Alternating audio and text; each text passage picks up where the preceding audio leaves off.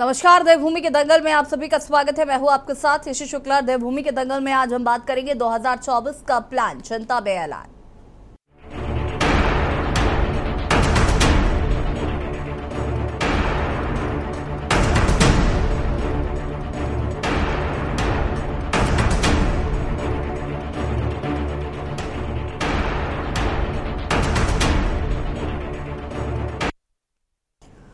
उत्तराखंड में 2024 के लोकसभा चुनाव को फतेह करने के लिए तमाम राजनीतिक दलों ने तैयारियां तेज कर दी है। भाजपा तमाम राजनीतिक दलों से तैयारियों में काफी आगे निकल गई है और इन्हीं तैयारियों को तेज करते हुए भाजपा की आज टिहरी लोकसभा की महत्वपूर्ण बैठक हुई, जिसमें आगामी 2024 के चुनाव को फतेह करने के लिए कार्यकर्ताओं को अभी से तैयारियों में जुटने का आह्वान किया गया है। बैठक में निर्णय लिया गया है कि मोदी सरकार की जन कल्याणकारी योजनाओं को घर घर तक पहुंचाया जाएगा।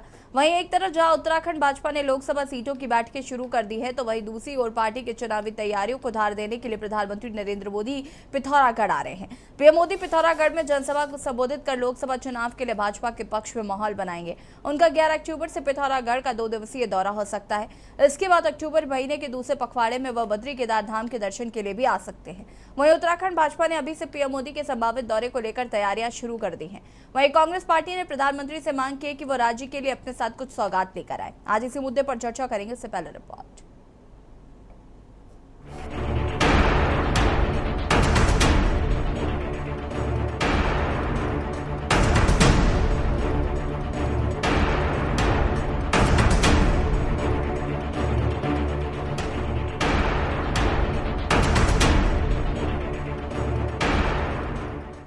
उत्तराखंड में 2024 के लोकसभा चुनाव को फतह करने के लिए तमाम राजनीतिक दलों ने तैयारी तेज कर दी।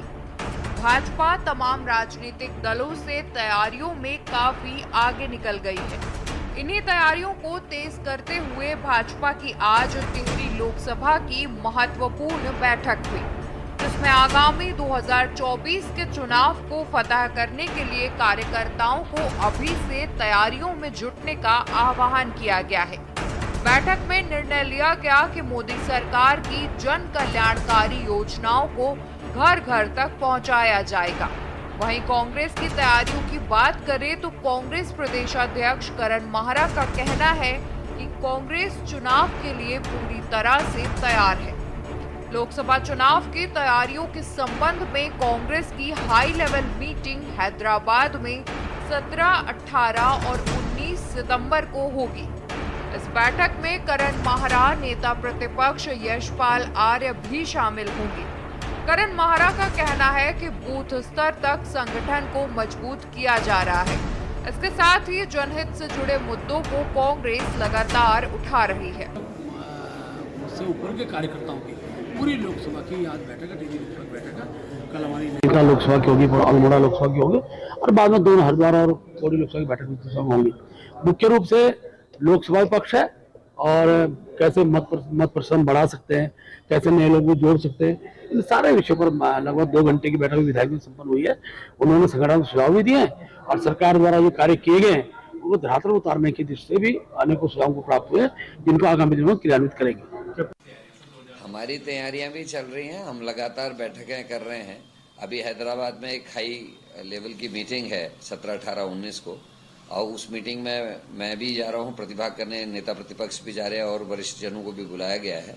वहां हम अपनी रणनीतियां तय कर रहे हैं। उत्तराखंड के परिप्रेक्ष्य में अगर आप देखें तो हमारी लगातार बैठकें चल रही हैं। कर हल्द्वानी में भी युवा कांग्रेस का प्रदेश स्तर का सम्मेलन है, उसमें भी बैठकों की चर्चा होगी। हम अपने बूथ लेवल्स पर इस समय काम कर रहे हैं और जल्दी ही अन्य किस्म की वार्ता होगी। बीच में प्रभारी जी आए थे, आप लोगों को उसकी सूचना हम नहीं दे पाए, लेकिन प्रभारी जी के संग बैठ के भी लंबी वार्ता 5 लोकसभा सीट पर हम लोगों की हुई है और हम अपनी तैयारियों पर लगे हुए हैं। वहीं एक तरफ जहां उत्तराखंड भाजपा ने लोकसभा सीटों की बैठकें शुरू कर दी हैं, तो वहीं दूसरी ओर पार्टी की चुनावी तैयारियों को धार देने के लिए प्रधानमंत्री नरेंद्र मोदी अगले महीने पिथौरागढ़ आ सकते हैं। बताया जा रहा है कि पीएम मोदी पिथौरागढ़ में जनसभा को संबोधित कर लोकसभा चुनाव के लिए भाजपा के पक्ष में माहौल बनाएंगे।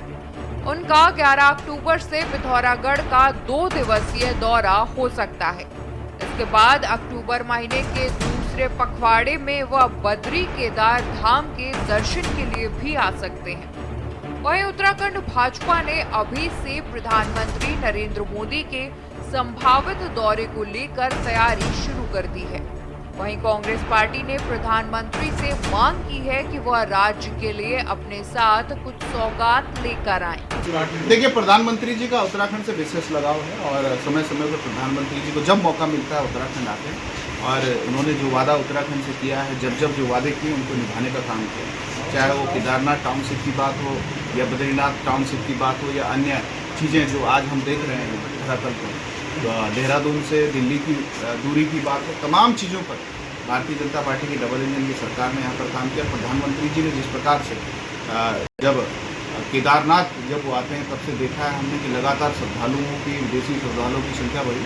पिथौरागढ़ में कैलाश जी के मंदिर का दर्शन करेंगे, कैलाश में जाएंगे और पिथौरागढ़ जो कि समसामयिक दृष्टि से बॉर्डर से लगा हुआ राज्य का एक अंश है और वहाँ पर आईटीबीपी के जवानों के साथ भी रहेंगे। समय समय पर प्रधानमंत्री जी सैनिकों का, अर्धसैनिक बलों का सावर्धन भी करते हैं और उनके आने से उत्तराखंड में जो कैलाश प्रधानमंत्री जी उत्तराखंड आ रहे हैं, प्रधानमंत्री जी का स्वागत है। मैं उम्मीद करती हूँ कि प्रधानमंत्री जी एक बड़ी सौगात उत्तराखंड को देंगे और चुनाव के समय में जो जितने भी वादे प्रधानमंत्री जी ने किए हैं उन सभी वादों को पूरा करके जाएंगे। प्रधानमंत्री जी, आपने विदेश के जो भ्रमण बहुत कर लिया, अब थोड़ा सा ध्यान अपने देश की ओर भी, एक गरीब जनता के ऊपर भी दीजिए जो बेरोजगारी से और महंगाई से त्रस्त है। हमारा युवा आज जो है बेरोजगार होने के कारण नशे के दलदल में धंसता जा रहा है और निम्न वर्ग जो है आज रोटी के लिए भी तरस रहा है। अपने बच्चों को जो है स्कूल नहीं भेज पा रहा है, फीस नहीं भर पा रहा है क्योंकि सरकारी स्कूल जो है जर्जर हालत में है और जो कुछ भी सुविधा बच्चों को नहीं मिलती है और प्राइवेट स्कूल में पढ़ाने के लायक उनके पास जो है पैसे नहीं हैं। तो कृपया करके आप जो है हमारे भविष्य को बचाने का काम करें ताकि हमारा देश मजबूत हो और आप बाहर से आने वाले जितना भी टैक्स पेयर का पैसा है वो सब आप विदेश भ्रमण में और दूसरा आप बाहरी मेहमानों के स्वागत में खर्च कर रहे हैं, जो कि इन गरीबों के लिए टैक्स पेयर जो टैक्स भरा जाता है गरीबों के विकास के लिए, गरीबों की समस्याओं को दूर करने के लिए, वो सारा पैसा आप जो है विदेश भ्रमण में खर्च कर रहे हैं। और उसके बाद भी आपको अपने देश को जो है, ताकि विदेशी मेहमान आपके देश की सच्चाई ना जान लें, आपको हरे कपड़ा लगा करके ढकना पड़ रहा है।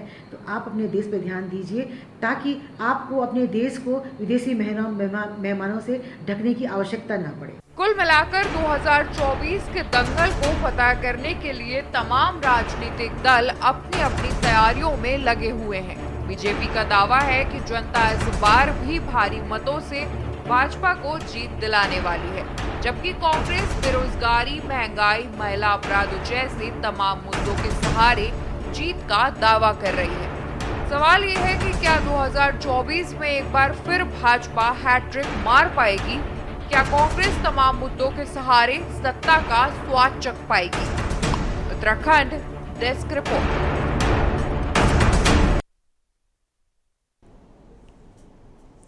जहां तो प्रधानमंत्री नरेंद्र मोदी का उत्तराखंड दौरा 2024 के लोकसभा चुनाव का माहौल बनाएंगे प्रधानमंत्री नरेंद्र मोदी। अगर बात करें अन्य राजनीतिक दलों की तो वो भी अपनी अपनी तैयारियों में लगे हुए हैं। हालांकि प्रधानमंत्री का ये जो दौरा है इसका कितना असर चुनाव के टाइम पे पड़ेगा वो तो देखने वाली बात होगी, लेकिन फिलहाल प्रधानमंत्री के दौरे को लेकर बीजेपी जो है वो तमाम तैयारियां कर रही है। उनके दौरे को लेकर, उनके आगमन को लेकर बद्री केदारनाथ भी शायद प्रधानमंत्री जाएंगे, उनका ये दौरा जो है उसको लेकर तैयारियां शुरू कर दी गई है।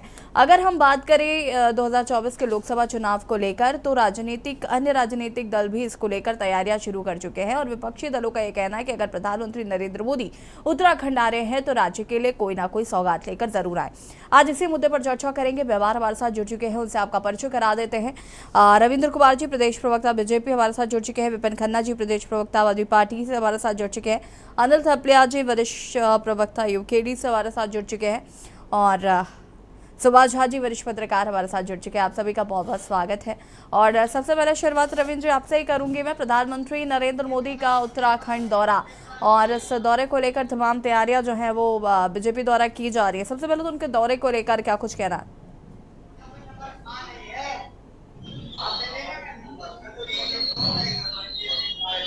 रविंद्र जी अनम्यूट कीजिए। जैसे कि बहुत ज्यादा डिस्टरबेंस है, समझ नहीं आ रहा, बहुत आवाजें आ रही हैं गाड़ी की, हल्ले पीछे से आवाजें आ रही हैं, तो मुझे समझ नहीं आ रहा कि क्या है, क्या बोला जा रहा है, मुझे अपनी आवाज ही नहीं पता लग रही, थोड़ा सा डिस्टरबेंस है। रविंद्र जी को छोड़कर बाकी सभी को म्यूट कर दीजिए प्लीज। ठीक है रविंद्र जी कंटिन्यू करें।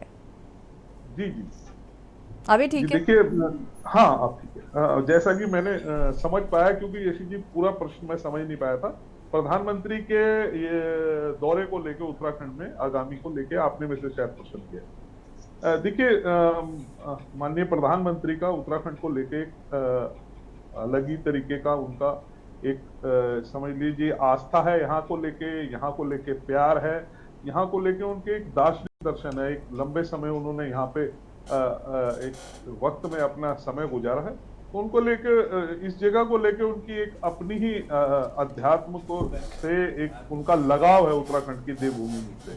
और समय समय पे जब भी माननीय प्रधानमंत्री को समय लगता है वह जरूर उत्तराखंड पे आते हैं।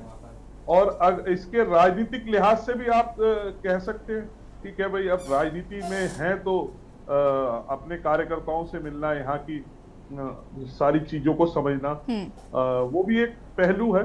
लेकिन कहीं ना कहीं माननीय प्रधानमंत्री की हर साल केदारनाथ बद्रीनाथ को यात्रा को लेके उनका एक रहता है शेड्यूल कि वह आए और दर्शन को करें। और जिस प्रकार से यहाँ को तीर्थाटन पर्यटन को लेके जिस प्रकार से केंद्र पोषित जो योजनाएं काम कर रही हैं, उनको भी कहीं ना कहीं, वैसे तो वो साल भर पूरी जो है किसी न किसी माध्यम से उनको पूरा उनका फोकस रहता है, वो समय समय पे उनको पता रहता है कि क्या काम चल रहा है, लेकिन वह खुद भी इस चीज को देखने के लिए आतुर रहते हैं और देखना चाहते हैं कि कितना काम किस आधार पे किस तरीके से हो रहा है।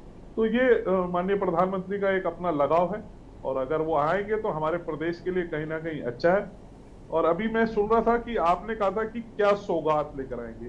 मैं कह रहा हूं कि 2014 के बाद उत्तराखंड को बहुत सौगातें दी, उत्तराखंड की कनेक्टिविटी को। मैं नहीं कह रही हूँ, ये विपक्ष कह रहा है कि अगर प्रधानमंत्री जी आ रहे हैं तो सौगात लेकर आए।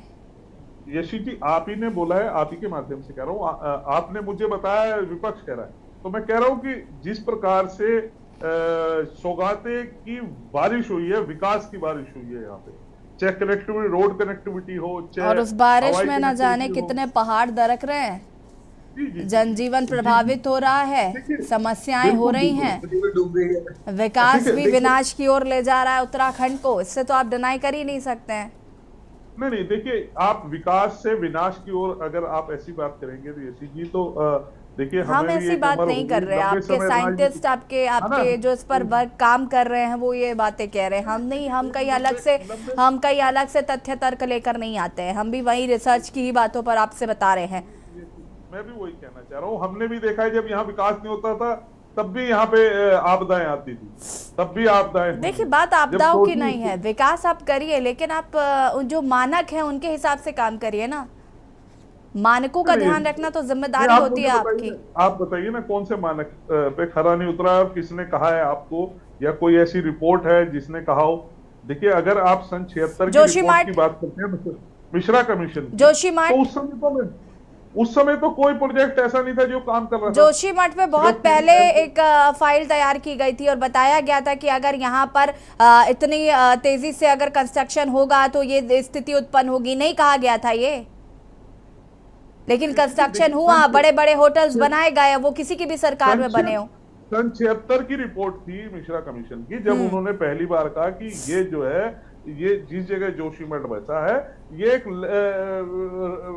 दरख्ते पहाड़ के ऊपर, जो दरख्त के एक टीले के ऊपर खड़ा हो जाता है मलबा, उसके ऊपर बसा हुआ, ये कहीं ना कहीं अगर इस पे ज्यादा आबादी होगी तो ये नुकसानदेह होगा। अभी आपने देखा होगा कुछ दिन पहले शिमला को लेके भी ऐसी रिपोर्ट आई है। अब शिमला के आसपास तो कोई ऐसा वो नहीं हो रहा, अब उस पे भी रिपोर्ट दी है कि भाई ये अगर इसको जल्दी ज्यादा आबादी होने के कारण अगर इसे नहीं संभाला गया तो ऐसा हो सकता है शिमला भी डह जाए। तो ये समस्या, जिस प्रकार से बहुत ज्यादा विकास हुआ है घनी आबादी को लेकर, उसकी बात कर रहा हूँ। लेकिन connectivity, road connectivity, air connectivity, airport connectivity, helicopter connectivity, पर्यटन के क्षेत्रों में विकास हो, तीर्थाटन के क्षेत्रों में विकास हो, अब वेलनेस को लेके जिस प्रकार से एक नया हब बनने जा रहा है उत्तराखंड, तो कहीं ना कहीं देखिए ये जो बिहार उत्तराखंड की जनता ने देखी है विकास, तो ये एक बहुत बड़ी सौगात है। हमें आज भी याद है, हम देहरादून से दिल्ली 8 घंटे में पहुंचते थे, आज हम 4 घंटे में पहुंचते हैं और अगले साल भगवान ने चाहा मार्च तक हम 2.5 घंटे में दिल्ली पहुंचेंगे। ये कहीं ना कहीं भारत सरकार की जो है एक चलिए रविंद्र जी, देखिए उपलब्धियां बहुत हो गई हैं, अब जरा विपक्ष के जवाब भी सुन लेते हैं इस पर और उसके बाद आगे चर्चा करेंगे। विपिन खन्ना जी, यशी जी क्या कहना चाहते हैं? बिल्कुल यशी जी, विकास की गंगा बह रही है और विकास की गंगा में स्मार्ट सिटी भी बह गई और बिल्कुल स्वागत है मोदी जी को। मोदी जी बिल्कुल आए उत्तराखंड में और पता नहीं सौगात लेके आएंगे या नहीं आएंगे, लेकिन मुझे लगता है मोदी जी को जोशीमठ जरूर जाना चाहिए, उन बेघर लोगों से जरूर मिलना चाहिए कि जिनके लिए धामी जी पैकेज लेने गए थे और वो आज तक वो पैकेज केंद्र सरकार, मोदी सरकार नहीं दे पाई। और मेरा मानना है कि केदारनाथ भी पहले ही राउंड में मोदी जी को जाना चाहिए, जो उनका शायद मुझे लगता है दूसरे दौरे का इन्होंने कार्यक्रम तय किया है। हाँ। तो मोदी जी को पता लगना चाहिए कि केदारनाथ में जो सोना चढ़ा था वो चोरी कैसे हो गया और किसने वो चोरी करवा दिया। तो केदारनाथ भी पहले जाना चाहिए और बेरोजगारों से तो जरूर मिलना चाहिए मोदी जी को, क्योंकि बेरोजगारों को ये पूछना चाहिए कि आपकी कमर पे जो लाठियों के निशान हैं वो किसने डाले और क्यों डाले। और अंकिता भंडारी के परिजनों से भी मिलना चाहिए और उनसे पूछना चाहिए कि भारतीय जनता पार्टी के नेताओं ने आपकी हत्या कर दी, उसकी बेटी की हत्या कर दी, तो उन लोगों का आप लोगों ने क्या किया और क्यों उसकी हत्या हुई। और सबसे महत्वपूर्ण बात यह है कि हाकम सिंह से जरूर मिलना चाहिए, क्योंकि हाकम सिंह जो इतना परोपकार जिसने उत्तराखंड पे किया है, उनकी नौकरियों को बेचने का काम हाकम सिंह ने किया है। और देखिए कितनी कमजोर पैरवी उत्तराखंड सरकार ने की कि उसकी सुप्रीम कोर्ट से जमानत तक हो गई। मतलब शर्म आनी चाहिए उत्तराखंड सरकार को। तो बहुत सी चीजें हैं और कहीं ना कहीं स्मार्ट सिटी है और तमाम महंगाई है, बेरोजगारी है, तो बहुत से ऐसे मुद्दे हैं जिसमें मोदी जी को आना चाहिए और पूछना चाहिए सरकार से कि भाई इतनी बड़ी बड़ी उपलब्धियां जो आप लोगों की गिनाई जा रही हैं और उसका रिजल्ट जो अभी जो बागेश्वर चुनाव में आया है, क्योंकि भारतीय जनता पार्टी पीठ थपथपा रही है अपनी कि बागेश्वर चुनाव हम जीत गए हैं, लेकिन कहीं ना कहीं बागेश्वर की जनता ने भारतीय जनता पार्टी को आईना दिखाने का काम किया है कि भाई आपका जो विकास है वो ये है। भाई कहीं ना कहीं आपने अपना जो प्रशासन है उसका दुरुपयोग करके कहीं ना कहीं आप 2 से 2,500 वोट से जीत गए, लेकिन बागेश्वर की जनता ने बता दिया कि आपने उत्तराखंड में कितना विकास किया है और जो विकास की गंगा बह रही है उसमें सही कहा आपने, पहाड़ दरक रहे हैं और स्मार्ट सिटी डूब चुकी है। डेंगू के प्रकोप से पूरा देहरादून त्राहिमाम कर रहा है, स्वास्थ्य सुविधाएं हैं नहीं, तो इतना ज्यादा विकास हो चुका है। मुझे लगता है मोदी जी को दौरे की जरूरत ही नहीं है, उनके आए बिना ही उत्तराखंड जीतने को तैयार है भारतीय जनता पार्टी। चलिए ठीक है, वापस आएंगे आपके पास। अनिल थपलियाल जी, क्या कुछ कहना चाहते हैं? अनम्यूट कीजिएगा।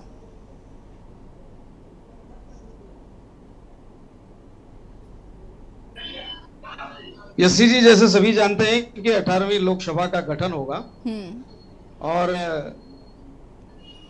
भाजपा की जो उपलब्धियां रही है 2014, 2019 और 2024 तक, थोड़ा सा उन पे एक प्रकाश डालूंगा मैं कि मूड ऑफ द नेशन तो था, लेकिन मूड ऑफ द उत्तराखंड ये एक स्लोगन है। अगर आप अगस्त का संस्करण उठा के देखें तो 39 उत्तरदाताओं ने कहा है कि विपक्षी गुट के लिए जो इंडिया का अपनाने से 2024 लोकसभा चुनावों के लिए वोट जरूर, क्योंकि गठबंधन जो बना है, एक उत्तराखंड की जहां तक बात रही मुद्दों की, सबसे पहले तो मैं स्वागत करूंगा माननीय प्रधानमंत्री जी का हृदय से कि वो आए और देखें कि मेरे कार्यकाल में केंद्र द्वारा जो योजनाएं राज्य सरकार यानी उत्तराखंड को विशेष तौर पर दी गई थी, पैकेज दिए गए हैं, वो उन योजनाओं में कौन कौन सी योजनाएं 100%, 100% उन पे काम हुआ है। जब 2014 में माननीय प्रधानमंत्री जी ने शपथ लिया था, तो उस समय प्रधानमंत्री जी केवल मोदी लहर में, क्योंकि उसमें उनके विकास मॉडल, अपना गुजरात मॉडल को लेकर के वो प्रसिद्ध थे, चर प्रसिद्ध थे, और बहुत अच्छा काम उन्होंने किया था। उस वजह से उनको मतदाताओं ने स्वीकार किया। अब रहा जब 2019 में आए तो 2019 में गडकरी जी ने वादा किया था कि 5 साल में 5 करोड़ लोगों को रोजगार देंगे। अब ये 5 करोड़ लोगों को रोजगार मिला नहीं मिला, ये तो वर्तमान सरकार, केंद्र सरकार ही बता पाएगी, या राज्य सरकार में ही भी पता चलेगा कि कितने लोगों को रोजगार मिला है। अगर मैं बात करूं परसेंटेज की उत्तराखंड की 2014 की, तो 2014 में 61.67% मतदाता थे, क्योंकि वो नया नया मामला था, मोदी लहर थी। उसके बाद अब इस आंकड़े को थोड़ा सा गौर फरमाए। 2019 में जब पुनः माननीय प्रधानमंत्री जी ने शपथ लिया था, तो उसके बाद 57.885% रहा है। तो आप ये आंकड़े दे सकते हैं, धीरे धीरे डाउनफॉल हो रहे हैं। इसका रीजन क्या है? क्योंकि लोगों ने एक पूर्ण विश्वास किया था, उत्तराखंड के जितने भी सांसद क्षेत्रीय लोग हैं, जब जहां से इनके सांसद 5 सीटों पे उठे हैं, वहां लोगों, उन सांसदों को ये इसलिए मत दिया था कि मोदी लहर थी फर्स्ट में, सेकंड में ये दिया था कि कुछ विकास करेंगे, और निश्चित तौर पे है कि हमें भी पूर्ण विश्वास था कि होगा। अब इन आंकड़ों को देखकर राजनीतिक दलों के चेहरों पर चिंता की लकीरें तो पहले से ही दिखने लग गई थी, क्योंकि आंकड़े धीरे धीरे नीचे हो रहे थे। इस बार भी पार्टी का लक्ष्य है कि 5 सीटों में 5 सीट जो उत्तराखंड में, इन पर हम जीत हासिल करेंगे, लेकिन जीत तब हासिल करेंगे कि उन 5 सीटों में उनके संसदीय क्षेत्र में, कार्य क्षेत्र में कितने कितने काम किन किन मुद्दों पे, और जो कमिटमेंट केंद्र सरकार द्वारा राज्य सरकार को दिए गए थे, और जो राज्य सरकार ने स्थानीय जनता से किए थे, उन पे कितना काम हुआ। अभी मैं अगर मतदाताओं की मैं उनकी बात करूं, तो 2019 में जो इनको मत पड़े थे, टिहरी में 54% पड़ा था, गढ़वाल में 49% पड़ा था, अल्मोड़ा में 48% पड़ा था, नैनीताल में 66 पॉइंट पड़ा था, और हरिद्वार में 66.6824 पड़ा था। यानी टोटल मतदान जो है 57.85 हुआ था, कंपैरिजन टू 2014। अनिल जी, आपको नहीं लगता यूकेडी को छोड़कर आपने भारतीय जनता पार्टी पर ज्यादा रिसर्च कर ली है? कितने प्रतिशत वोट, कितने प्रतिशत उनको वोट मिले, कितने प्रतिशत वोट उन्हें नहीं मिले, और आगे उन्हें क्या करना चाहिए, ये पूरा रोड मैप आपने तैयार कर रखा है। मुझे लगता है इतनी संजीदा तो उनकी खुद की सरकार के लोग नहीं है, कार्यकर्ता नहीं है। कैसे जीत पाएंगे? क्योंकि ये तो कब का था, पास्ट का था ना, जो 2019। अनिल जी, आप चाहते भी क्यों हैं? नहीं, मैं तो ये भी जानना चाहती हूँ ना कि आप चाहते भी क्यों हैं कि वो जीते? आपको तो फोकस उस पे करना चाहिए ना। 2019 से 24 के बीच का जो कार्यकाल रहा है, उस राज्य की बात कर रहा हूं मैं, उसकी बात कर रहा हूं। मैं केंद्र की बात नहीं कर रहा, मैं राज्य की बात कर रहा हूं। उसमें जितने अपने चमोली देखा होगा, आपदा इनके सामने कितनी बड़ी समस्या है, और दूसरा ये डेंगू का प्रकरण अभी हमारे प्रवक्ता जी, आम आदमी पार्टी के प्रवक्ता जी ने कहा है, ठीक है। अब इतनी मूलभूत सुविधाओं पे कितना कार्य हुआ है, तो मेरे कहने का मतलब है इन दोनों कार्यकालों को देख करके और इसका रेशियो लेकर के 2024 में मतदाता अपने आंकड़े लेके बैठा हुआ। मैंने नहीं लिया, ये संस्करण की रिपोर्ट बता रही है, उनको अपनी जो अगस्त का डेटा है, सर्वे हुआ है, हमने व्यक्तिगत रूप से भी सर्वे किया है कि भाई इस बार किसको आप ज्यादा अपेक्षा रखते हैं। अनिल थवलियाल जी, मेरा सवाल यही है कि आपने ये सर्वे जो किया, चलिए ठीक है, इस पर मैं आगे बातचीत करूंगी। इसके बाद सुभाष जी आपके पास आती हूँ। आप सभी हमारे एंगल में आज हम बात कर रहे हैं 2024 का प्लान, जनता में ऐलान और चर्चा। इसी पर आपको बता दें कि प्रधानमंत्री नरेंद्र मोदी जल्द ही उत्तराखंड दौरे पर हैं। उनके 2 कार्यक्रम है। पहले वो आके मंदिर में दर्शन पूजन करेंगे, उसके बाद बद्री केदारनाथ मंदिर में भी दर्शन पूजन करेंगे, और इसको लेकर कहीं ना कहीं सियासत भी शुरू हो गई, चूंकि लोकसभा चुनाव भी नज़दीक हैं और उनका ये आना कहीं ना कहीं माना जा रहा है कि लोकसभा चुनावों के लिए वो माहौल बनाना शुरू करेंगे। ये तमाम चीज़ें निकल कर आ रही हैं। विपक्ष का ऐसा कहना है कि अगर प्रधानमंत्री नरेंद्र मोदी उत्तराखंड आ रहे हैं तो राज्य के लिए कोई ना कोई सौगात लेकर जरूर आए। चर्चा आज हम इसी पर कर रहे हैं। मेहमान लगातार हमारे साथ बने हुए हैं। सुभाष झा जी, क्या कुछ कहना चाहते हैं प्रधानमंत्री नरेंद्र मोदी के दौरे को लेकर, क्योंकि प्रधानमंत्री नरेंद्र मोदी उत्तराखंड आ रहे हैं। हालांकि मुझे ऐसा लगता है कि अगर वो उत्तराखंड आ रहे हैं तो जरूर कोई ना कोई सौगात लेकर आएंगे, अगर 2024 का माहौल बनाने की बात अगर निकलकर सामने आ रही है। साथ ही साथ यूकेडी के प्रवक्ता ने जो बातें कही उस पर भी आपका जवाब जरूर चाहूंगी मैं। अनम्यूट कीजिएगा सुभाष जी। आवाज आ रही है? हाँ जी। यसी जी, यूकेडी से बाद में आते हैं, पहले मोदी जी पे आ जाए, चुनाव पे आ जाए। फिलहाल अनिल जी को म्यूट कर दीजिए। अनिल जी अपना माइक प्लीज ऑफ कर दीजिए, आपके सराउंडिंग से बहुत आवाज आ रही है। हेलो। हाँ सुभाष जी, 1 सेकंड रुकिएगा। आवाज आ रही है क्या? जी कंटिन्यू करिए प्लीज। मैंने ये कहा कि हमारे बीजेपी के प्रवक्ता भाई हमारे बता रहे थे कि कनेक्टिविटी कितना तेज हुआ। हाँ। अब मैं थोड़ा सा कनेक्टिविटी बता दूं, बाकी सारे कनेक्टिविटी तो बताने के लिए और लोग हैं। हाँ। अभी देहरादून जो है 1.5 महीने से डेंगू से त्रस्त है। एक भी अस्पताल में बेड खाली नहीं है। लोग बरामदे पर बाहर में लोग जो है कई जगह लेटे हुए हैं। इनकी फॉगिंग का अभियान जो देहरादून में होना चाहिए वो नहीं हो रहा है। और मच्छरों की कनेक्टिविटी डेंगू का इतना तेज हो गया कि अब जो है दिल्ली के बाद मुझे लगता है कि अनुपात के हिसाब से देखें तो ये डेंगू यहाँ सबसे ज्यादा है।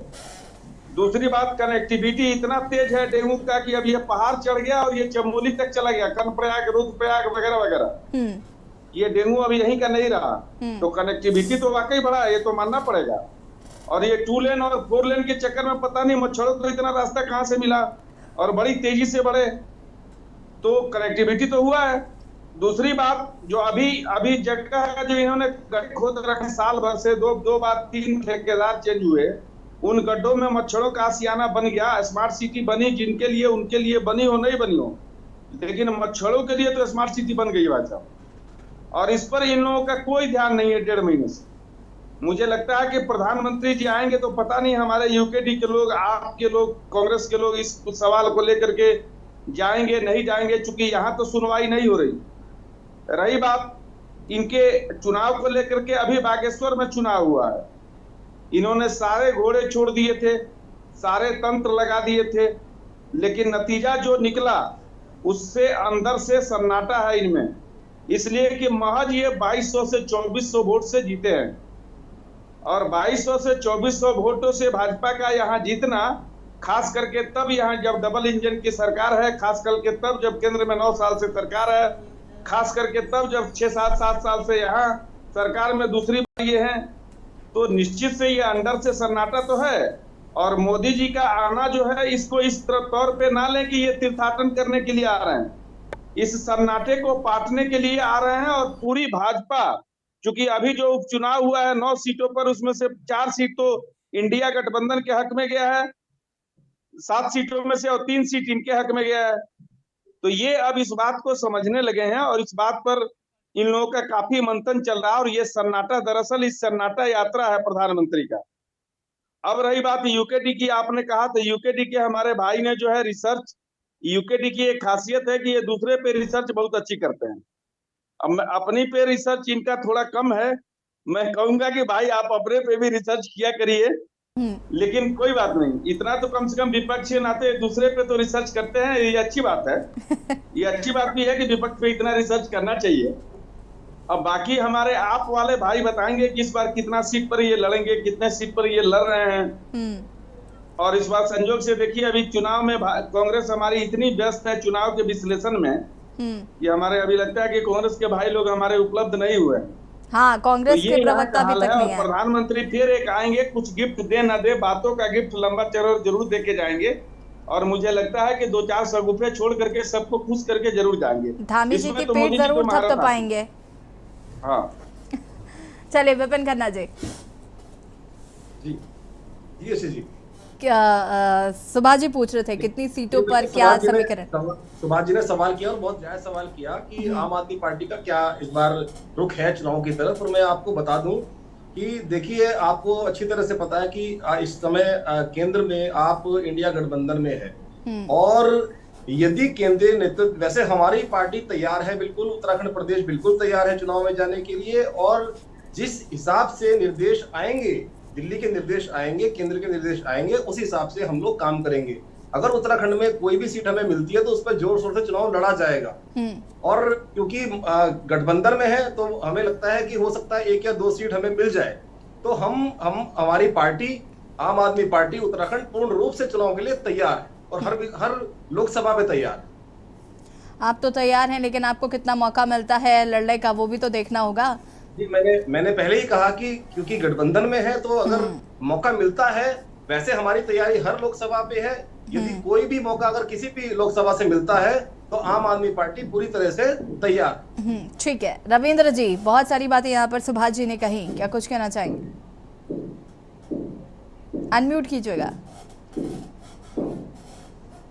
सुभाष जी वरिष्ठ पत्रकार है, अपना एनालिसिस रखने का उनका अधिकार है। लेकिन सुभाष जी, आपने जिस प्रकार से कहा कि डेंगू और मलेरिया को लेके किस तरीके से सवाल पूछेंगे, मैंने कहा कांग्रेस का इंटरेस्ट डेंगू पे है कहाँ। वो तो कहते हैं पहले सनातन को खत्म करेंगे, डेंगू तो खत्म होता रहेगा अपने आप। ये तो सनातन को खत्म करना चाहते हैं।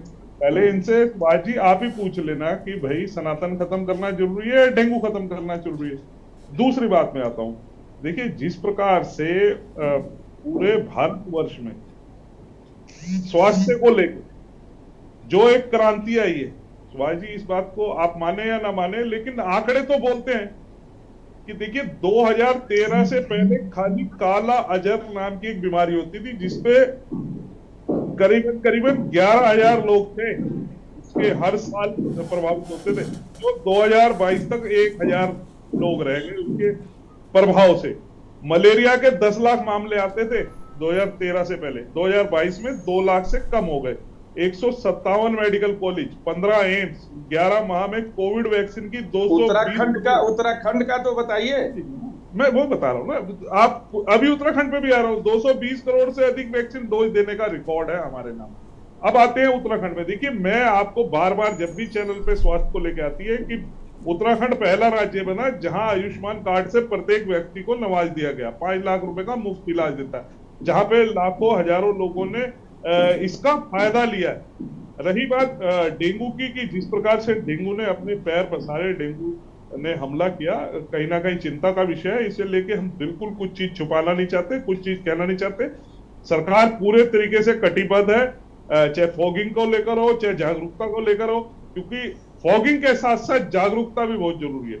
डेंगू को खत्म करना, डेंगू से बचाव ही है। पूरे कपड़े पहन के रखें, फॉगिंग करें, आसपास पानी ना जमा होने दें, ये विषय है। जल्दी इसको लेके हम अपनी जो वो है इसको कम लेकर आएंगे, लोगों के बीच में कोई पैनिक ना हो। इस तरीके की सरकार अपने तरीके से इस पे काम कर रही है। लेकिन देखिए अभी आम आदमी पार्टी ने बहुत सारे प्रश्न उठाए। मैं इनको एक छोटी सी बात बताऊंगा कि अभी एनसीबी चंडीगढ़ ने लुधियाना में 66 शराब के ठेकों पे से मादक पदार्थ बेचते पकड़ा गया, जो इनकी सरकार के सरकारी शराब के ठेके थे, वहां बिक रहा था। सरकारी दवाइयों की दुकानों पे बिक रहा था। तो आप एक सांसद की स्थायी समिति की रिपोर्ट है कि 5 में से 1 व्यक्ति मादक पदार्थ का सेवन करता है पंजाब में। तो इनकी जहां सरकार है वहां तो इनके हाल ही है, ये दूसरों को ज्ञान पेलने आ जाते हैं। तो आप जब आम आदमी पार्टी, हमारे प्रवक्ता जी जब कुछ बोलते हैं तो कम से कम वो आंकड़े जरूर बताएं। भारतीय जनता पार्टी के साथ गठबंधन की सरकार थी पंजाब में, तो क्या आप खीर खिला रहे थे लोगों को? दूसरी बात मैं बताऊं, देखिए अभी आपने जिस प्रकार से कहा, देखिए अभी सत्येंद्र जैन जी जमानत मिली है, सत्येंद्र जैन जी को भी बहुत मुश्किल से बेचारों को। तो इसका मतलब सत्येंद्र जैन जी वो नहीं हो गए, दोष मुक्त नहीं हो गए। आपने जिस प्रकार से हाकिम सिंह का सवाल उठाया ना, ये कानून का दायरा है।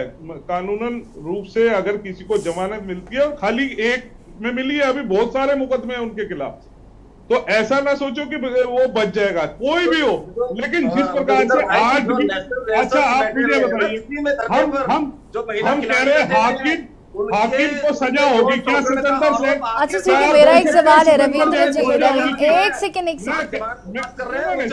मौका मिला नहीं कि सभी शुरू हो जाते हैं। अरे रुकिए जरा, सब्र करिए। यशी जी मेरी बात नहीं खत्म हुई है। यशी जी मैं ये पूछना चाहता हूँ, हम कह रहे हैं कि हाकिम अपराधी है, उसे सजा सरकार दिलाएगी, ऐसे लोगों की सजा जेल है। प्रॉब्लम ये नहीं है कि वो अपराधी है उसे सरकार सजा दिलाएगी, लेकिन प्रॉब्लम ये है ना कि सरकार पैरवी नहीं कर रही है। पैरवी आप इतनी कमजोर कर रहे हैं कि उनको सजा से बेल मिली जा रही है। देखिए अगर आपको आम आदमी पार्टी के बदले डिफाइन करना है तो वो ठीक है। चलिए ठीक है, आज मैं आम आदमी पार्टी के प्रवक्ता ही सही, चलिए कोई बात नहीं, आप मान लीजिए, आपको अगर लगता है मैं आम आदमी पार्टी के प्रवक्ता हूँ। मैं कह रहा हूँ हाकिम सिंह को सजा होनी चाहिए, हम उसको सजा दिलाने के लिए बिल्कुल उस पर जो है अपनी पूरी ताकत लगा देंगे। क्या ये कह सकते हैं सतेंद्र जी अपराधी है, उसको सजा दिलाने के लिए केजरीवाल सरकार पूरा वो उठाएगी? ये नहीं मानने के, ये अपराधी को अपराधी नहीं माने। क्या ये मानेगा मनीष सिसोदिया अपराधी है? वो उसने शराब घोटाला नहीं किया, बच्चों को शिक्षा का। देखिए अभी मैंने एक चीज आपके वक्तव्य में नोटिस की कि आपने मनीष सिसोदिया का कहा तो आपने कहा कि उसने ये काम नहीं किया, उसने पर जोर दिया आपने, और इधर हाकिम सिंह को आप कह रहे हैं उनकी सजा को हम जरा उनकी सजा को जो भी आपने वक्तव्य रखा, आपने सही पकड़ा। ये उनके लिए सम्मान नहीं, इनके लिए इतना सम्मान क्यों? सवाल तो उठेंगे ना फिर। मैं समझ सकता हूँ। हाँ, मुझे पता है कि आज आपको लग रहा है कि मैं आम आदमी पार्टी की प्रवक्ता हूँ, लेकिन जो बात नोटिस करने वाली है उस पर तो बात करेंगे ना सर।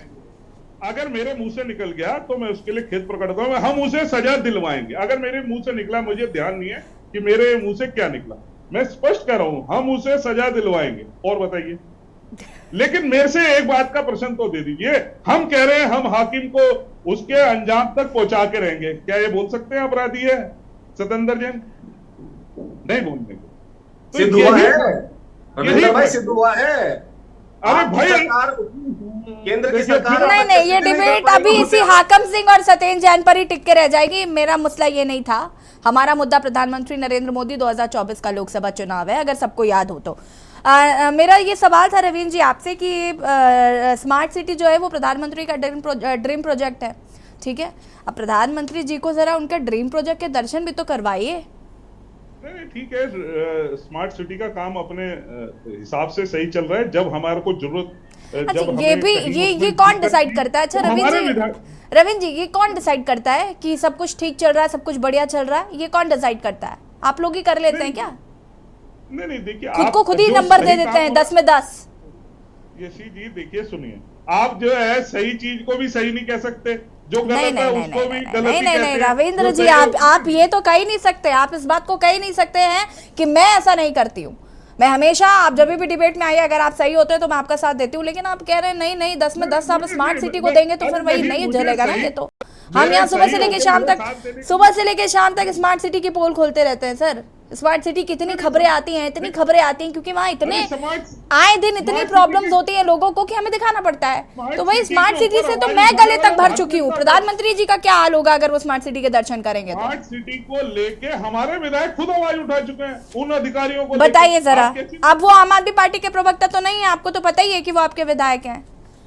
देखिए, हम अगर कोई चीज गलत है तो उसे गलत कहने में कहीं गुरेज नहीं समझते, लेकिन आज स्मार्ट सिटी का काम अगर कहीं हो रहा है, ठीक है, उसकी रफ्तार धीमी जरूर हुई, कुछ उसमें विवाद हुए, कुछ उसका बजट लैप्स हुआ, लेकिन फिर भी जो स्मार्ट सिटी के अंतर्गत स्मार्ट सिटी, स्मार्ट टॉयलेट बने, स्मार्ट शहर के अंदर, पलटन बाजार के अंदर तार मुक्त हुआ, लाइनें नीचे बिछी, तो बहुत सारे ये भी कहना कि बिल्कुल कुछ नहीं हुआ, तो आप ये भी नहीं कह सकते ना कि कुछ नहीं हुआ। आज जिस प्रकार से नालों की व्यवस्था हो रही है, मैं ये बता रहा हूँ यशी जी, अगले 100 साल तक सड़कों की खुदाई से मुक्ति मिल जाएगी। जिस प्रकार से जो काम चल रहा है इस समय, आगे कभी कोई पानी का कनेक्शन, कोई लाइन का कनेक्शन, जैसी सड़क खुद जाएगा अगर अभी, तो आगे खुदाई करने के लिए जगह कहाँ मिलेगी लोगों को? अनिल थपलियाल जी कुछ कहना चाहते हैं? अनम्यूट कीजिएगा अनिल थपलियाल जी।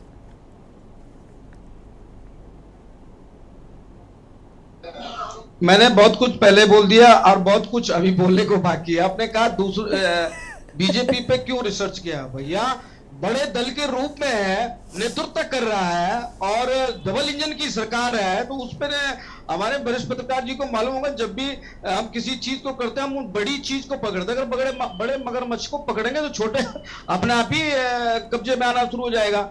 अभी इन पर हमने रिसर्च इसलिए किया, जो इनके मुद्दे थे, जो इन्होंने 2014 से लेकर 19 से लेकर 24 तक रखे हैं, उनमें से उत्तराखंड एक ऐसा राज्य है जो मैं पूछता हूं यूकेटी की तरफ से, आप ये बताइए, आपने आपदा को लेकर सबसे बड़ी समस्या जोशीमठ की है। जोशीमठ में 30,000 लोग प्रभावित हुए। अभी इन्होंने कहा कि वो, मैं आपको संज्ञान में दे दूं, 1976 में मिश्रा की एक रिपोर्ट थी, उसके अनुसार भूगर्भ विज्ञान जो साइंटिस्ट होते हैं उन्होंने ये कहा था कि जोशीमठ जो है एक रेत के ढेर में है, पहाड़ पे नहीं है, और उसके नीचे 2 नदियां बह रही हैं जिनका संगम है, और वो नदियां रिसाव बना रही हैं, और ठीक उसी के करीबन 2 किलोमीटर पर आपने एनटीपीसी प्रोजेक्ट का वो डैम शुरू कर दिया, वहां आवाजें क्या नाम है ब्लास्ट करना शुरू कर दिया, तो नेचुरल है कि वो ढेर चढ़ेगी ना। कोई अपने ऐसे संसाधन के जो रुक जाए वहां की आपदा। और कुछ लोग 30,000 लोग प्रभावित हुए, जिसमें से 800 लोगों तो बिल्कुल क्षतिग्रस्त हुए। 800 में से 400 लोग तो कैसे कैसे करके वो इधर उधर बस गए बेचारे किराए पे, रिश्तेदारों के यहाँ। 400 लोग कोई किराए पे रह रहे हैं। 80 लोगों को इन्होंने टोटल ही मुआवजा दिया है। वो भी कौन थे मैं बता दूं आपको, कोई डीएम का था, कोई माननीय मंत्री जी का था, कोई प्रदेश अध्यक्ष जी का था, कोई विधायक जी का था, कोई संतरी जी का था। ये उनके रिश्तेदार है, तो जिन्होंने अर्जी लगाई आपदा प्रबंधन में, और फटाफट उनका सब कुछ होता रहा। लेकिन जो बेचारे रोड पे टेंट लगा के बैठे हैं, जिनके किराए के घर भी नहीं मिले हैं, जोशीमठ की मैं बात कर रहा हूं, ऐसा नहीं उसमें 800 लोग प्रभावित होंगे, 30,000 लोग प्रभावित हुए हैं। आप ये बताइए कि इन्होंने 2014 से 2019 तक ऐसा कौन सा काम किया, आपदा से लेकर, स्वास्थ्य से लेकर, शिक्षा से लेकर, प्लान से लेकर, बेरोजगारी से लेकर और खनन माफियों से लेकर के। अब भू कानून हमने रखा, भू कानून हम कभी कभी ये भी सोचते हैं इनके सामने रखने से हमें एक बहुत शर्मिंदगी भी होती है, क्योंकि सारा कुछ तो भू माफिया खा चुके हैं। अब हम क्या नालियों के लिए भू कानून मांगेंगे, या कहां भू कानून मांगेंगे हम, क्योंकि सारा कुछ तो ये बेच खा चुके हैं। भाई देखिए ऐसा नहीं होता तो आज उत्तराखंड 23 वर्ष का हो रहा है। ये अभी तक बाप की कमाई खा रहा था, अपनी अब कमाई तो कहां खाया अभी, आप ये बताइए ना। आप ये बताइए कि उत्तराखंड अभी जो है अपने बाप की कमाई खा रहा था, मतलब अपनी कमाई कहां किया इसने, कहां खाया? तो ये सब सामने है तथ्य। तो 2024 को लेकर के आप मुझे हमको कैसे बता दोगे कि जनता हमें जो है 2024 में 5 की 5 इनके सांसद, जितने भी 5 सीटें हैं उत्तराखंड में, उन पे इनको बहुमत, प्रचंड बहुमत मिलेगा? और इंडिया, अभी मैंने कहा, जैसे पत्रकार साहब ने भी कहा, जहां साहब ने अभी मैंने वो कहा था, इंडिया शब्द अब जो सीटें थी वो तो चले गई। ऐसा है, बद्रीनाथ आए, माननीय मोदी जी का स्वागत है, केदारनाथ चमका रखा उन्होंने, बहुत बढ़िया। हो सकता है कि उसमें कुछ लोग और भी मिल जाए और केदारनाथ गुफा में बैठ के एक बार तपस्या करेंगे। चुनाव से पहले जरूर माननीय प्रधानमंत्री जी आते हैं, ये हमारा सौभाग्य है कि उनके कदम हमारे यहाँ पड़ेंगे, पर कुछ सौगात लेके आए साथ में। जो ये आपदा पीड़ित है, जो बेरोजगार लाठियां बांधी, जो पलायन हो गए, जो स्थायी पलायन है, उनके लिए घर बिस्तर कुछ व्यवस्था करें, तब जाएं, कि खाली पैकेट बांध के चले जाएं कि बातों का पैकेट कुछ रुद्रप्रयाग जनपद में रखा, तो कुछ टिहरी जनपद में रखा, तो कुछ जहां जहां ज्यादा मतदाता है, सांसद क्षेत्र बड़ा, संसदीय क्षेत्र जो बड़ा वो है, चमोली हुआ, टिहरी हुआ और उत्तरकाशी, ये सबसे बड़े मतदाताओं का। क्यों रविंद्र जी ठीक है, रविंद्र जी, आज अनिल थपड़िया जी पूरे फॉर्म में नजर आ रहे हैं मुझे। रविंद्र जी अनम्यूट कीजिएगा। हाँ नहीं, अनिल जी जो बात कह रहे हैं वो अपने जो है अपने दल के हिसाब से अपनी बात को कर रहे हैं, लेकिन हम बातों के पुलिंदे नहीं बताते, हम करके दिखाते हैं, और करके दिखाया, और ये जनता महसूस कर रही है। नहीं तो क्या जोशीमठ के लोग इस बात की अपेक्षा नहीं करते कि मोदी जी आए अगर तो उनका कुछ भला हो पाए? जो लोग नहीं, उनको घर नहीं मिल रहे, क्या उनको घर ना मिले? क्या आपको लगता है जोशीमठ के लोग प्रधानमंत्री से इतना भी एक्सपेक्ट नहीं करेंगे? मुझे बताइए जरा। और अगर वो एक्सपेक्ट नहीं करेंगे तो कौन करेगा? फिर उत्तराखंड में आने का मतलब ही क्या है? यशी जी एक बार बताइए कि क्या जोशीमठ के लोगों को उनके नुकसान के हिसाब से मुआवजा मिलना शुरू नहीं हुआ है? ऐसे कई सारे लोग हैं जिन्होंने कहा है हम पलायन करना चाहते हैं, कुछ लोगों ने कहा है हम नहीं जाना चाहते। तो ऐसे लोगों को भी चिन्हीकरण करके, और देखिए यूकेडी ने जिस प्रकार से आरोप लगाया किसी डीएम का, किसी नेता का, अगर इनके पास प्रमाण है, मुंह हिलाना बहुत आसान काम है। ये बातों के पुलिंदे, झूठ का पिटारा बोलना बहुत आसान है। अगर कोई प्रमाण है आप बताइए ना, फला नेता का रिश्तेदार है, देखिए ये प्रमाण है, ये इसका भांजा है। अनम्यूट कीजिएगा अनिल जी, आपकी आवाज नहीं आ रही। इसका कोई एक नुकसान नहीं हुआ, इसे फ्री में दे दिया। ये डीएम का रिश्तेदार था, इसका एक पैसे का नुकसान नहीं था, ये जोशीमठ में रहता भी नहीं था। आप पीएचडी करके बैठे हैं, आपकी पाठशाला है महाराज, आपको हर बात सिखाया जाता है, आप मुद्दों पे बात नहीं करते। दिल्ली, मुंबई, मणिपुर और इन जगह चले जाते। भाई उत्तराखंड राज्य की बात कर रहे हैं ना, 22 वर्ष में होगा, 23 वर्ष से क्या किया आपने? 7 साल हो गए आपकी सरकार को महाराज। भाई मैं तो आप कुछ तो करिए। आप वो डीएम के अरे तो यूकेडी है, 80 परिवार को आपने जोशीमठ में मुआवजा दिया, 30,000 प्रभावित हुए, उसमें से 800 का आंकड़ा क्या है? 800 में से 400 लोग किराए पे हैं। अब पहले 800 तय कर आप अपनी बात बताइए।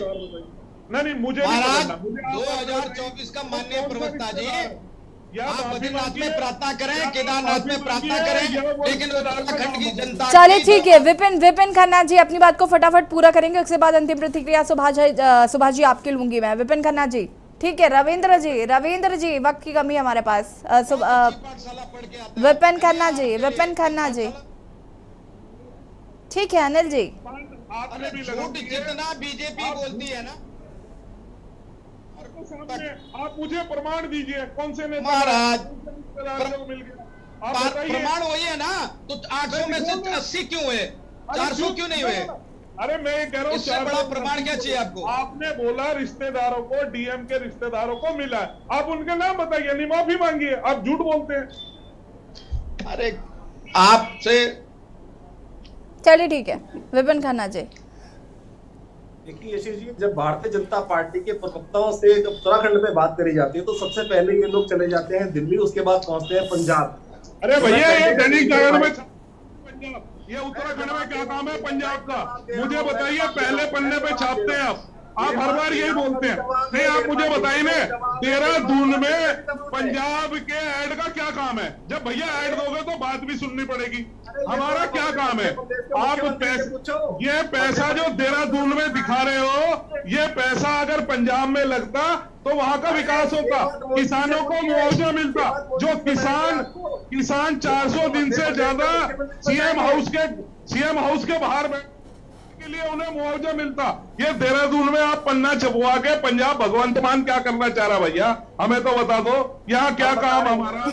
आप जब सवाल पूछो तो जवाब नहीं देते, आप बताए पंजाब पहुंचे। अरे भैया पूछेंगे ना, जब देहरादून का चलिए रविंद्र जी मान लिया, स्वीकार कर लिया, देहरादून का दैनिक जागरण देख लिया हमने। विपिन खन्ना जी मैं इनकी एक बात का जवाब दूंगा, क्योंकि ये पंजाब चले बहुत गए तो जल्दी प्लीज थोड़ा कम शब्दों में, हमें सुभाष जी का भी रुख करना है। विपिन जी समझेंगे, आप वक्त की कमी है। पत्रकार बैठे हैं, उन्हें पता है कि जब भारतीय जनता पार्टी और अकाली दल का गठन था पंजाब के अंदर, तो नशे का कारोबार में ये लोग खुद। अरे भैया कल की बात बताओ, आपने कहा था नशे का कारोबार 10 दिन में खत्म कर देंगे, केजरीवाल रोज झूठ बोलता था। चलिए विपिन जी फटाफट अपनी बात को प्लीज खत्म करिए आप, please. Ravindra ji maintain the decorum. अगर आप सत्येंद्र जैन की बात करते हैं, मनीष सिसोदिया की बात करते हैं, तो ब्रजभूषण शरण क्या साधु महात्मा है जिसने यौन शोषण करा है रेस्टर्स का? आप हाकम सिंह को मनीष सिसोदिया से तोलते हैं। मनीष सिसोदिया पे आज तक कोई आप आरोप सिद्ध नहीं कर पाए। आपका हाकम सिंह, आपके भारतीय जनता पार्टी का नेता हाकम सिंह, उसने नौकरियों में दलाली करी है। अपने मंत्री से पूछिए, जिसने विधानसभाओं में नौकरियों की दलाली करी है। अपराधी होता है जब वो किसी पार्टी। चलिए सुभाष जी अंतिम प्रतिक्रिया आपकी, फटाफट अपनी शब्दों में पूरा करेगा प्लीज। रुकिएगा जरा रविंद्र जी सुभाष जी अनम्यूट कीजिएगा। आज इनको खन्ना साहब को जागरण वाले मामले में यशी जी, अभी मैं जरा बता दूं आपको कि आपके ऊपर अभी आपके प्रवक्ता होने का आरोप भी लगा है। गनीमत है कि अभी आपको देशद्रोही अभी आपको अर्बन नक्सली, अभी आपको गद्दार, ये सब वगैरह नहीं कहा गया है, चूंकि रविंद्र भाई जो है थोड़े समाइल आदमी है, इसलिए। अगर दूसरा प्रवक्ता आया होता कोई और तो ये बात भी आप सुन ली होती है। दूसरी बात जो अभी इन्होंने कहा, अभी भी इन्होंने अपमानजनक शब्द ही कहे माननीय अरविंद केजरीवाल जी के लिए, लेकिन मुझे लगता है कि इस पर ध्यान देना चाहिए।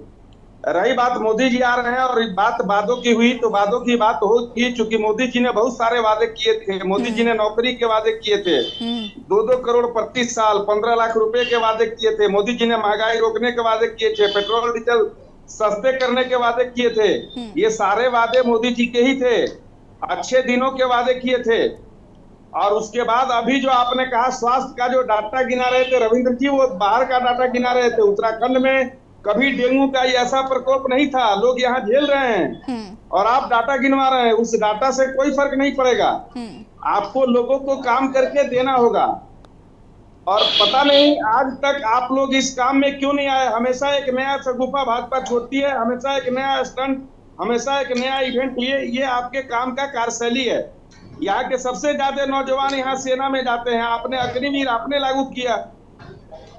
बेसिक काम जो अभी जो स्मार्ट सिटी का काम बार बार क्यों आ जाता है? स्मार्ट सिटी का काम बार बार इसलिए आ जाता है कि आपने एक भी काम जो दूसरे का पैसे से बनना था, आपके उसमें चौन्नी नहीं लगने थे, केंद्र सरकार का पैसा था, आप वो काम नहीं करवा पाए। ये सरकार का नकारापंथी बताता है, ये आपके मशीनरी की नकारापंथी बताती है, आपकी कार्यशैली बताती है। इसलिए कहने की जरूरत नहीं है। आप 7 साल से अब आपको भागने का कोई चांस नहीं है। लोग बुलेट ट्रेन पे चढ़ चुके, स्मार्ट सिटी सारे घूम रहे हैं लोग, काम तो बहुत हुआ है। इसलिए दूसरी बात जो हमेशा ये ध्यान रखना चाहिए, सत्येंद्र जैन से हाकिम सिंह जी की तुलना नहीं हो सकती। बिल्कुल। हाकिम सिंह एक अदना सा आदमी यहाँ के बड़े बड़े आदमी के कोठों तक पहुंच जाता है, कोठियों तक, और उसकी पहुंच हो जाती है उसके गिरेबान तक। आखिर ये कैसे होता है? बिल्कुल, एक रिस्पेक्टेड डिप्टी सीएम थे वो, और कहीं ना कहीं इस तरीके के शब्द हाकिम सिंह के साथ और उनको कंपेरिजन नहीं करना चाहिए। आप अटैक अच्छा करते हैं, लेकिन थोड़ा सा होमवर्क भी अच्छा करिए, ये मेरी राय है भाई कहते हैं। ठीक है, आप सभी का बहुत बहुत शुक्रिया चर्चा में शामिल होने के लिए। और देवभूमि के दंगल में आज हम बात कर रहे थे प्रधानमंत्री नरेंद्र मोदी का उत्तराखंड दौरा। विपक्ष आस लगाए बैठा है कि अगर प्रधानमंत्री नरेंद्र मोदी उत्तराखंड आ रहे तो जरूर कुछ ना कुछ राज्य के लिए सौगात लेकर आए, ताकि उत्तराखंड का आगे विकास हो सके। फिलहाल देवभूमि के दंगल में इतना ही। देखते रहिए के न्यूज़ इंडिया। नमस्कार।